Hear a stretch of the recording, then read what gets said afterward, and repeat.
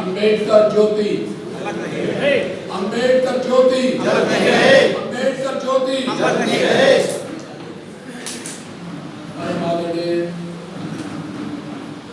आज के मुख्य अतिथि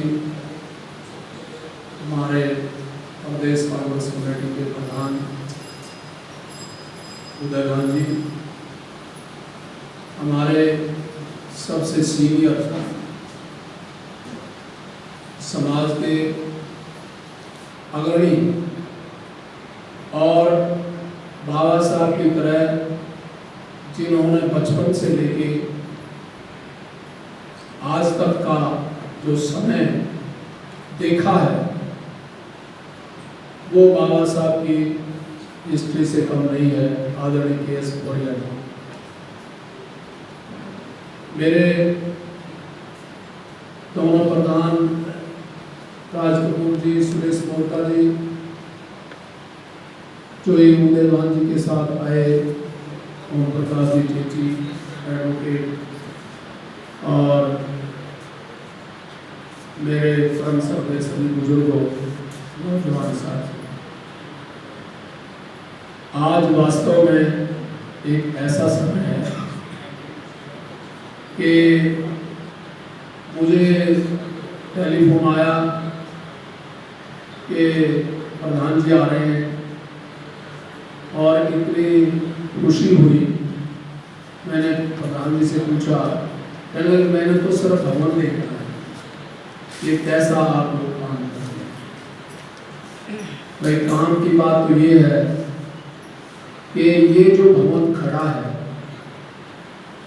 इस बात के लिए हमारा सारा समाज यहाँ बैठा है और हमारा समाज डॉक्टर कपूर सिंह का ऋणी है। जिस दिन ये प्रधान बने उस दिन मैंने भरे पंडाल में ये बात कही थी कि अब ये भवन बनेगा, वरना हमारे सारे सभाएं केवल हमारी नहीं, हमारे दूसरे जो ना संगठन हैं, दूसरी कास्ट हैं, सभी के प्रधान या सभी की सभाएं या सभी का समाज हमारा मजाक करता है।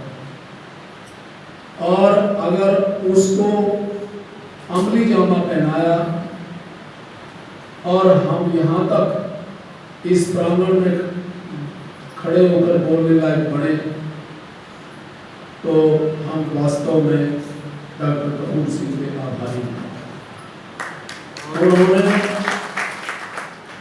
उन्होंने इसको दिल से और मिशन से बनाया है और मिशनरी बनकर के उन्होंने ये साबित कर दिया कि एक समाज का इंसान अगर कुछ करना चाहे तो वो करके दिखा सकता है। आज मुझे सूबे सिंह भेंडी जी की याद आ रही। सूबे सिंह भेंडी एक ऐसे इंसान हुए कि हमारा समाज अगर इसको कंपटीशन करने का, काम करने का तरीका देके गया तो उसका नाम सूबे सिंह है। और उन्हीं के पद चिन्हों पे चल के डॉक्टर कपूर सिंह ने हमारा ये सफर है यहाँ तक लेकर के वो आए, हम उनके बड़े आभारी। जहाँ तक हमारे मुख्य अतिथि जी का सवाल है, 100 साल का इतिहास है और इस 100 साल के इतिहास में आज इस 100वें साल में उदय भान जी अपने परिवार से आए। इससे पहले इनके दादाजी, परदादाजी, इनके पिताजी, उन्होंने अपने कार्यशैली से और समाज को इकट्ठा करने में एक ऐसी भूमिका निभाई है कि कोई भी समाज में आज तक ऐसी भूमिका नहीं निभा। हमें उनसे गर्व है। इनके परदादा जी जनरल सीट से वहां के पार्षद रहे, फिर दादाजी जनरल सीट से जिला पार्षद रहे और नगर पालिका के अध्यक्ष रहे। ऐसे समय में जबकि हमारे परछाई से भी लोग डरते थे, हमारे कपड़ा छूने से भी जो है ना मतलब फिट जाते थे, अपवित्र हो जाते थे, ऐसे समय में जनरल सीट से जीत करके इनके दादाजी ने रिकॉर्ड बनाया सारे गुड़गांव जिले का। अब गुड़गांव जिले में से 4 जिले बन गए हैं। मैं आप अंदाजा लगा सकते हैं कि उन्होंने अपने समाज को कैसे इकट्ठा किया होगा। ये एक ऐसी घटना है जिसका कोई मुकाबला नहीं है, ना कोई उदाहरण है। तीसरी बात कि जब इनके फादर, इनके पिताजी तीसरी पीढ़ी में वो बने, उन्होंने भी पूरी तरह से समाज की वो सेवा की है जिसकी कोई मिसाल नहीं। हम क्योंकि मुझे उनके चरणों में बैठ के सीखने का मौका मिला, मुझे उनके चरणों में बैठ के इस सारे हालात को ये देखकर पता चला कि वास्तव में एक इंसान जैसे बाबा साहब ने काम करके दिखाया, वो काम चौधरी दयालाल जी ने मेरे सामने करके दिखाया। तो ये हम इनका कर्ज नहीं उतार सकते। इनकी कॉन्स्टिट्यूएंसी में जाकर देख लें, मैं समाज की बात कर रहा हूँ, जितने भी इलेक्शन हुए 2 बार इनके पिताजी हमारे बुजुर्ग और 4 बार ये बन के आए। ये कोई भी हमारे समाज का एक इंसान भी, चाहे किसी भी पार्टी से और किसी भी उससे कितना ही जुड़ा हुआ हो हमारे समाज का आदमी, लेकिन सभी का समर्थन इनके साथ आया है, एक आदमी भी इनके खिलाफ नहीं गया है। ये हरियाणा का पूरे बैंड पंजाब में इसकी कोई उदाहरण नहीं। और साथ में यूपी लगता है, उत्तर प्रदेश का और इनके हल्के का स्कीम लगती है। और आज आप मानते हैं कि उत्तर प्रदेश में जो कोहराम मचा हुआ है, वही कोहराम हरियाणा में जो ना सरकार मचाना चाह रही है, उसके बावजूद भी इन्होंने किसी भी अपने समाज के आदमी को हिलने नहीं दिया और सारा समाज इनके आगे आंखें बिछाए बैठा है। ये है इनकी हिस्ट्री। खुदी को कर बुलंद इतना, हर तकदीर से पहले खुदा बंदे से खुद पूछे, बता तेरी रजा क्या है। तो आज इन्होंने ये बात सिद्ध करके दिखा दी है कि जितने भी इलेक्शंस हैं, हमारे आज सारे ऑफिसर्स यहाँ बैठे हैं, मनोहर लाल जी बैठे हैं और बड़े बड़े ऑफिसर्स हैं, कोई इलेक्शन उसमें भी होगा और वहाँ का रिजल्ट उठा के देख लेना कि कितने % जो हमारा शेड्यूल कास्ट की वोट इनको आई है। हरियाणा में एक उदाहरण है, ज्वाइंट पंजाब में इसका उदाहरण है कि ये हमें इनसे शिक्षा लेने की जरूरत है। मैं समझता हूँ कि इन्होंने अपने क्यों ये इसका क्या कारण है?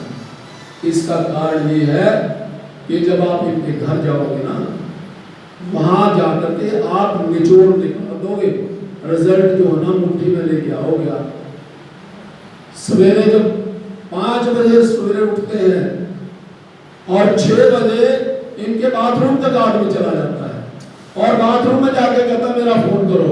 6 बजे ये गाड़ी बीच में छोड़ के उसका फोन करते हैं। ये कारण है। किसी को देखना है तो जाकर के प्रत्यक्ष देखना। क्यों? इन्होंने सारे परिवार ने पिछले 100 साल से सारी पीढ़ियों ने इस बात की कसम खाई है कि हमारे समाज का कोई इंसान दुखी आएगा, हम उसका दुख दूर करेंगे और दूर करेंगे। ये कहने की बात नहीं है, दुख दूर किया है। ये मैं बताना चाहता हूँ। इनको जितनी भी जिम्मेवारियां सरकार की तरफ से, असेंबली की तरफ से या समाज की तरफ से मिली है, उनको निभाने में आज तक कोई कसर नहीं छोड़ी। मैं इतना बताना चाहता हूँ कि जब ये 1987 में एमएलए बना, उसके बाद इनको क्रिप्को का चेयरमैन बनाया। क्रिप्को सारे भारतवर्ष की एक जो ना कोऑपरेटिव सोसाइटी है, जो कृषि भारती जिसको बोलते हैं, उसका जब चेयरमैन को बनाया तो उससे पहले उसका बजट केवल मात्र 35 करोड़ था और एक साल में उस बजट को इन्होंने कैसे 450 करोड़ पे भेज दिया। ये कोई छोटी बात नहीं। और उस 450 करोड़ का जो बजट भेजा उसमें किसका फायदा हुआ? हजारों गरीब आदमियों को नौकरी मिली, हजारों हमारे समाज के लोगों को नौकरी मिली। कहीं अलग से अलग कहाँ हजीरा और वो कहाँ इतनी बड़ी बड़ी फैक्ट्रियां उसके अंदर आती हैं, वहां की संख्या 10-10 गुना इन्होंने करके दिखाई। और वो गरीब परिवार जो सन 87 से लेके अब तक इनको दुआएं दे रहे हैं कि हम अगर किसी ने रोजगार दिया हमें तो वो चौधरी उदय भान जी। ये है, ये एक इन्होंने प्रतिज्ञा की हुई है कि हम अपने समाज की सेवा कहीं भी जाए तो वो करके दिखाएंगे। इससे पहले अगर कोई उदाहरण है तो बाबा जगजीवन राम जी का है, बाबा साहब के पास। बाबा जगजीवन राम के पास जितने भी महकमे रहे, उन महकमों में उन्होंने छांटे के कोई शेड्यूल का 4थी पास हो, कोई शेड्यूल का 10वीं पास हो, वो बगैर नौकरी के नहीं रहना चाहिए। 4थी पास भी उन्होंने रेलवे में स्टेशन मास्टर लगाए। वो उदाहरण बाबा साहब के मिशन को पूरा करने के लिए बाबा साहब ने जो हमें मिशन दिया था, या तो बाबू जगजीवन राम का हिस्ट्री हमारे पास है और या चौधरी दयालाल जी का, चौधरी धर्म सिंह जी का और चौधरी उदय भान जी का हमारे पास इतिहास है। तो आज ये मैंने निचोड़ इसलिए बताया है कि हम यहाँ पे कोने कोने से, हरियाणा के नहीं, कोई पंजाब का भी है, कोई राजस्थान का भी है और कोई यूपी का भी है। इन सबको इस बात का पता होना चाहिए कि एक इंसान ऐसा भी है जिसके दर से कोई खाली नहीं आएगा, उसका नाम उदय भान करेगा।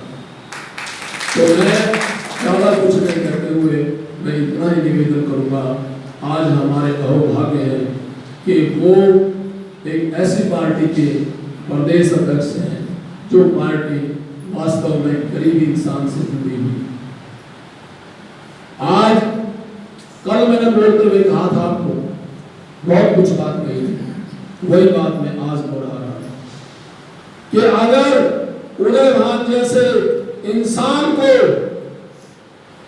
मजबूत आप करना चाहते हैं तो आज हम सारे कसम खाएं, ये समाज इकट्ठा होकर चलेगा। अगर ये कसम खा लेंगे तो दुनिया की कोई ताकत नहीं कि हमारे समाज की तरफ कोई आंख उठा करके देखे।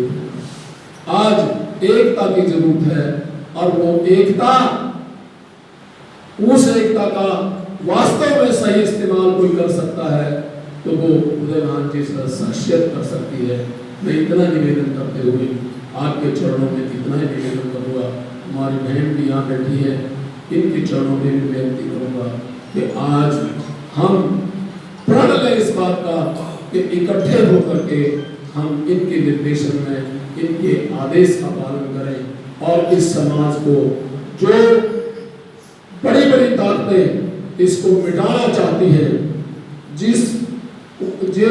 जहां से बाबा साहब चले थे और बाबा साहब को मिटाने की पूरी कोशिश उन्होंने की थी, आज वो जमाना, वो समय दोबारा आ गया है कि आपके इस समाज को मिटाने के लिए दुनिया की पूरी ताकत लगी हुई है। इस देश में जो उनकी आंख है वो आग बबूला होते हुए अंगारों की तरह हमारी तरफ देख रही है। उसका जवाब सिर्फ इतना ही है कि हम इकट्ठे हो जाएं, वो सारे के सारे नाक लगेंगे आपके सामने। यही मेरा नम्र निवेदन है। मैं ज़्यादा समय आपका ले गया, मैं इतना निवेदन करते हुए आपके चरणों में यही निवेदन करूँगा कि बाबा साहब के उस सपने को पूरा करना है कि हम संगठित हो जाएं, संगठित हो करके और उदय भान जी के हाथ मजबूत करें। जय भीम। जय भारत।